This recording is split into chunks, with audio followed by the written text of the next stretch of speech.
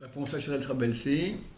Shalom Shirel, votre question, a-t-on le droit de mettre son keli de Netilat Yadayim du matin sous le lit?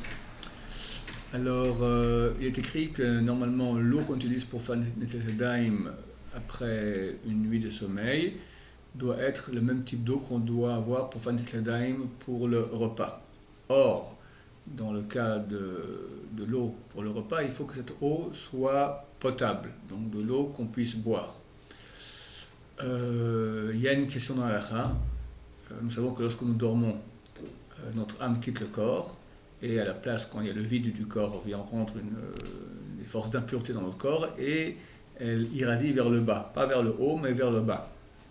Donc tout ce qui est sous le lit, même les parties qui sont sous le lit qui ne sont pas sous notre corps, mais tout ce qui est sous le lit, lorsque nous y dormons la nuit, pas le jour mais la nuit, devient interdit à la consommation. C'est une Gemara d'entre des Psachim, même si c'est fermé, vraiment verrouillé dans un ustensile de fer, avec 40 000 tampons, l'impureté rentre même à l'intérieur de l'aliment et devient interdit à la consommation.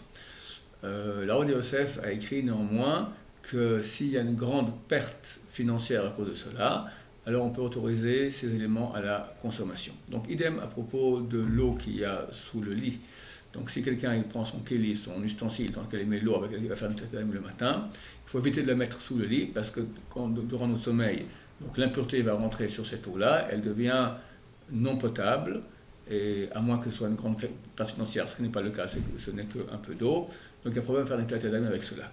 Que en cas, ainsi tranche Rav Yosef aussi, que en cas où on n'a pas d'autre eau du tout, alors on pourra utiliser cette eau-là, car bien qu'elle elle ne soit pas potable, néanmoins ce n'est pas une chose qui est apparente. C'est juste de l'impureté qui est dessus. C'est pas qu'en soi, c'est de l'eau qu'on ne peut pas boire, qui contient, je sais pas moi, des acides ou des choses, de la pourriture, ou des choses qui la rendent vraiment impotable physique. Il s'agit maintenant d'une impotabilité, je peux m'exprimer ainsi, métaphysique.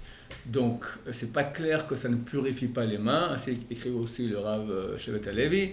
Donc, dans les cas où on n'a pas d'eau du tout, à la place de cette eau-là, on pourra utiliser cette eau-là pour faire Netilat Yadayim le matin, on pourra même faire la bracha à Netilat Yadayim avec cette eau-là. Je vous souhaite une bonne nuit et Bezrat Hashem, une bonne pureté le matin avec Netilat Yadayim. Au revoir.